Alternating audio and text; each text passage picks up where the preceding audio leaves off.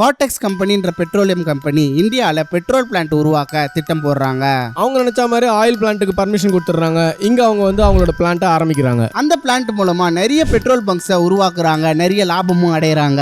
இப்படியே நாட்கள் போகுது. கொஞ்சம் வருஷம் கழிச்சு அந்த ஆயில் கம்பெனில ஒரு சில ப்ராப்ளம்ஸ் வருது. அது என்னன்னா, இவங்க வந்து பெட்ரோலை தனியா பிரிச்சு எடுத்துடுறாங்க. அந்த பெட்ரோலோட அளவு கம்மியாவே இருக்கு. அது ஏன்னு இவங்களுக்கு புரியல. இதனாலே வந்து ரொம்ப குழப்பத்துல இருக்காங்க. அவங்களும் மிஷினை வச்சு பெட்ரோல் பைப்லைன்ஸ் ஃபுல்லா செக் பண்றாங்க. ஆனா அந்த மிஷின்ல எந்த ப்ராப்ளமும் இல்லாத மாதிரி காட்டுது. வேற வழியே இல்லாம போலீஸ்க்கு கம்ப்ளைண்ட் கொடுக்குறாங்க. போலீஸ் வந்து ஆரம்பத்துல இந்த கேஸை எடுத்துட்டு எங்கெங்கெல்லாம் அந்த பைப் லைன் போகுதுன்னு சொல்லிட்டு செக் பண்றாங்க. அப்படி இவங்க செக் பண்ணும்போது விந்திரின்னு ஒரு கிராமத்து வழியா இந்த பைப் லைன்ஸ்லாம் போகுது. அந்த பைப் லைன்ஸ் இவங்களோட இன்னொரு பிளான்ட்டுக்கு போய் கனெக்ட் ஆவதை கண்டுபிடிக்கிறாங்க. போலீஸ்க்கு உடனே டவுட் வருது. இந்த கிராமத்தையே சுத்து போடுறாங்க. அங்க வந்து கிட்டத்தட்ட ஒரு 1000 வீடு இருக்கு. அந்த 1000 வீடியும் வந்து சல்லடை போட்டு தேடணும்ன்றத ஒரு முடிவு வந்திருக்காங்க. அப்படி போலீஸ் இன்வெஸ்டிகேஷன் பண்ணி அந்த ஊரே தேடிட்டு இருக்காங்க. ஒரு வீடு மட்டும் பூட்டி இருக்கு. ஏன் இது பூட்டி இருக்குன்னு சொல்லிட்டு போய் கிராமத்து மக்கள் கிட்ட போய் கேக்குறாங்க. அந்த கிராமத்து மக்களோ இது வந்து சக்திவேலோட வீடு. அவர் வந்து வெளியூருக்கு டிரான்ஸ்பர் ஆகி போயிட்டதால இந்த வீட்டை ரங்கராயனுக்கு வாடகை விட்டு போயிருக்காரு. ஆனா ரங்கராயன் இந்த வீட்டை ஒரு வாட்டர் பிளான்ட்டாவே மாத்திட்டான். பின்னாடி பாருங்க ஒரு பெரிய டேங்கே இருக்கு அப்படின்னு ஊர் மக்கள் போலீஸ் கிட்ட சொல்றாங்க. இதை கேட்ட போலீஸோ ஊர் மக்கள் கிட்ட சக்திவேலோட போன் நம்பர் இருக்கான்னு கேக்குறாங்க. அப்பதான் அந்த ஊர் மக்கள் கூட்டத்துல ஒரு ஆளு சக்திவேலோட போன் நம்பர் இதுதான் சொல்லிட்டு கொடுக்குறாரு. போலீஸோ அந்த நம்பரை வாங்கி சக்திவேலுக்கு கால் பண்றாங்க. பிளான்ட் பத்தி எல்லாம் வந்து சக்திவேல் கிட்ட சொல்றாங்க. அப்பதான் அவருக்கே ஒரு ஷாக் ஆயிடுச்சு. நான் வந்து கொடுத்துன்னு இருக்கிறதுக்காக தான் வாடகை விட்டேன், வாட்டர் பிளான்ட் வைக்கலாம் கொடுக்கல அப்படின்னு சொல்லி அவர் போலீஸ் கிட்ட சொல்றாரு. இதை கேட்ட போலீஸ்க்கு ஒரே சந்தேகம், என்ன இவர் இப்படி சொல்றாரு அப்படின்னு சொல்லிட்டு போனை வச்சிடறாங்க. அந்த நேரத்துல தான் அந்த பிளான்ட்டுக்கு லோடு ஏத்ததுக்காக ஒரு லாரி வருது. அந்த லாரிக்குள்ள ரங்கராயனும் உட்காந்துட்டு இருக்கான். அவன் லாரில இருந்து கீழே இறங்கிட்டு டோரை திறக்கிறான். உடனே பக்கத்துல இருக்கிற டீ கடையில டீ சொல்லிட்டு போறான், உள்ள எடுத்துட்டு வந்து கூடுன்னு. இதை பார்த்த போலீஸ் டீ கடைக்கு போய் யார் டீ கொண்டு போறான்னு கேக்குறாங்க. அவங்க வந்து இந்த பையன் தான் கொண்டு போறான்னு சொன்ன உடனே அந்த பையன் கிட்ட ஒரு கேமராவை திருப்பி வச்சு ஆன் பண்ணி கொடுத்துடுறாங்க. இந்த பையனும் இந்த போன் எதுக்கு என்கிட்ட கொடுக்குறீங்க அப்படின்னு சொல்லிட்டு கேட்கறான். அவனும் இந்த போனை நீ பேக்கெட்டுக்குள்ள வச்சுட்டு போனா அவனுக்கு 2000 ரூபாய் தரேன் அப்படின்னு சொல்லி போலீஸ்காரங்க சொல்றாங்க. அவனும் 2000 ரூபாய் கிடைக்குதே சொல்லிட்டு போனை பேக்கெட்டுக்குள்ள வச்சுட்டு போயிடுறான். கேமராவும் ஆன்ல இருக்கு. ரங்கராயனும் லோடு எடுத்ததுல ரொம்ப பிஸியா இருக்கிறான். இவன் கொண்டு போய் டீ கொடுக்கும் போது அவனும் வாங்கி குடிச்சிடறான். மத்தபடி அங்க நடக்கிற எதுவுமே இவன் நோட் பண்ணல. அந்த பையனும் போன் எடுத்துன்னு போனதை காட்டிக்கல. அந்த பையன் டீ கொடுத்துட்டு வெளில வரும்போது போலீஸ்காரங்க மறைமுகமா நின்று அந்த போனை எடுத்துடுறாங்க. அவங்க கையில 2000 ரூபாயும் குத்துறாங்க. போலீஸும் அந்த கேமரா எவிடன்ஸை வச்சு செக் பண்றாங்க. எல்லாத்தையும் துருவி பார்க்கும்போது ஒரு வித்தியாசமான ஒரு விஷயம் கண்டுபிடிக்கிறாங்க. அது என்னன்னா, தூரத்துல ஒரு குழியை பாக்குறாங்க. அது எதுக்கு தோண்டி வச்சிருக்காங்கன்னு சொல்லிட்டு இவங்களுக்கு ஒரு டவுட் வருது. உடனே உள்ள போய் பார்க்கணும்னு சொல்லிட்டு போறாங்க. அந்த பிளான்ட்டுக்கு போய் போலீஸ் கேட்கும் போது ரங்கராயன் உள்ள விட மாட்டான். அதனால போலீஸ் கோவம் வந்து கண்ணை காட்டி உள்ள மிரட்டி போறாங்க. கரெக்டா கேமரா பார்த்துல அந்த குழி இருக்கிற இடத்துக்கு போறாங்க. அந்த குழிக்குள்ள போய் பார்த்தா அது வந்து சாதாரண குழி இல்ல, அது பாதாளம் மாதிரி போயிட்டே இருக்கு. இவங்களும் டார்ச் லைட் வச்சு உள்ள போறாங்க.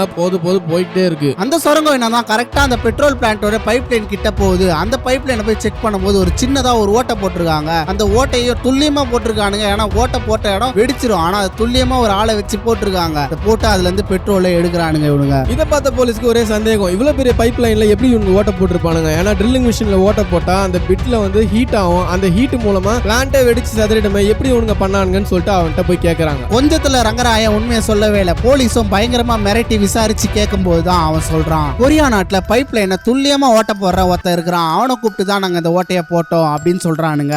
போலீஸ்க்கு ரொம்ப சந்தேகமாகுது, என்னடா இவனு ஈஸியா ஓட்டைய போட்டேன்றானுங்க, ஆனா ஹீட் ப்ரொடியூஸ் ஆகி எல்லாம் வெடிச்சு செதறிடுமே அப்படின்னு சொல்லிட்டு அவன் எப்படி தாண்டா ஓட்டைய போட்டான் அப்படின்னு சொல்லிட்டு கேட்கும் போது அப்பதான் ரங்கராயன் சொல்றான், அந்த ப்ராசஸ் அவன் வந்து 1 மணி நேரம் பண்ணான். அந்த பிட்ல தண்ணி ஊத்தி பண்ணா அந்த பிட்டு வந்து சூடாகல. கிட்டத்தட்ட ஓட்ட போடுற அந்த எண்டு வரைக்கும் போயிட்டான். ஆனாலும் வந்து பிட்டை வெளில எடுத்துட்டான். எதுக்குடா ட்ரில்லிங் மிஷினை வெளில எடுத்த அப்படின்னு கேட்கும்போது எனக்கு பேமெண்ட் கொடுங்க, வேலை முடிஞ்சிச்சு அப்படின்னு சொல்றான். எங்கடா பெட்ரோலே வரல அப்படின்னு சொல்லி ரங்கராயன் கேட்கும் போது, போருங்க சார் இப்போ வந்துடும் பெட்ரோல் அப்படின்னு சொல்லிட்டு காதை எடுத்துட்டு போய் பைப் லைன்ல வச்சு கேட்கறான். அப்பதான் அந்த பெட்ரோல் கம்பெனி பெட்ரோலை திறந்து விடுறாங்க. அந்த சத்தம் இவனுக்கு கேக்குது. அவன் உடனே சிரிக்கிறான். அப்ப அந்த பெட்ரோல் வந்து வந்த ஃபோர்ஸ்ல மிச்சம் மீதி இருக்கிற அந்த ஒட்டிட்டு இருந்த பிட்டும் உடஞ்சி பெட்ரோல் இவங்களுக்கு வெளியில வந்துருது. இவனுங்களும் அந்த பெட்ரோலை பார்த்து ரொம்ப சந்தோஷப்படுறாங்க. அது மட்டும் இல்லாம அவனுக்கு பேமெண்ட்டும் கொடுத்துடுறாங்க. அந்த பெட்ரோலை பிளாக் மார்க்கெட்ல வித்து கோடியா சம்பாரிச்சான்னு போலீஸ் கிட்ட உளறிறான். இதெல்லாம் தெரிஞ்சுக்கிட்ட போலீஸ் ஸ்பாட்லயே ரங்கராயனை அரெஸ்ட் பண்றாங்க. ஆனா அவங்க கிட்ட இருந்து எந்த காசையும் வாங்க முடியல. அவன் காசை எங்க வச்சிருக்கான்னு போலீஸ்க்கு தெரியல.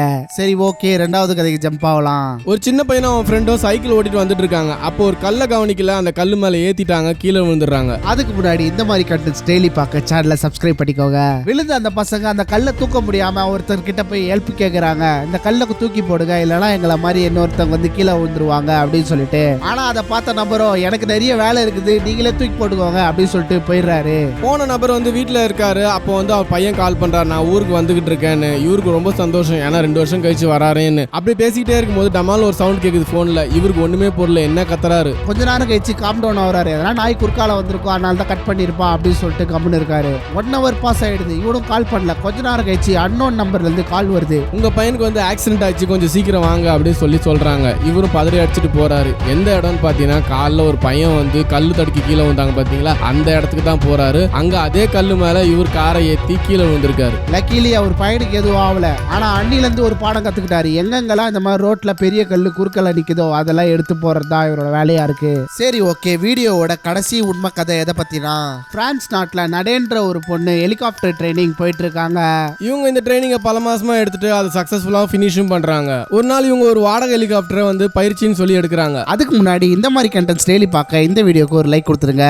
அந்த ஹெலிகாப்டர் டேக் ஆஃப் பண்ணி நேரா பிரான்ஸ் ஜெயில் பக்கம் எடுத்துட்டு போறாங்க. ஜெயில் டாப் மேலேயோ லேண்ட் பண்ணிடுறாங்க. கொஞ்ச நேரத்துல அவங்க கிட்ட ஒரு கைத்துப்பாக்கி வச்சிருக்காங்க. அதை வச்சு மிரட்டி அங்க இருக்கிற ஒரு பிரிசனரை வந்து இவங்க காப்பாத்துறாங்க. இதுல என்ன காமெடி தெரியுமா, அந்த துப்பாக்கி வந்து ஒரிஜினல் துப்பாக்கியே கிடையாது, அது பொம்மை துப்பாக்கி. அதை வச்சு அந்த பிரிசனரை காப்பாத்தி வைக்கிறாங்க. அது மட்டும் இல்லாம அங்க இருந்து ஹெலிகாப்டர் எடுத்து தப்பிச்சும் போயிருக்காங்க. இதெல்லாம் எதுக்காக செஞ்சாங்கன்னா, அந்த பிரிசனர் வந்து அவங்களோட ஹஸ்பண்ட். அந்த பிரிசனர் பேர் தான் மைக்கேல். பிரான்ஸ் நாட்டுல இவர் பிரபலமான கொள்ளையனா. இவங்க அவங்கள ரெஸ்கியூ பண்றதுக்காக ஹெலிகாப்டர்லாம் கத்துக்கிட்டு இந்த இன்சிடென்ட் தான் 1986ல பயங்கரமான லவ் ஸ்டோரி இன்சிடென்ட்டா இருந்தது. சரி, ஓகே. ஒரு சின்ன விடுகதை. எனக்கு ஆரம்பமும் இல்லை, முடிவும் இல்லை, ஆனால் எப்பொழுதும் சுற்றி கொண்டே இருப்பேன். நான் யார்?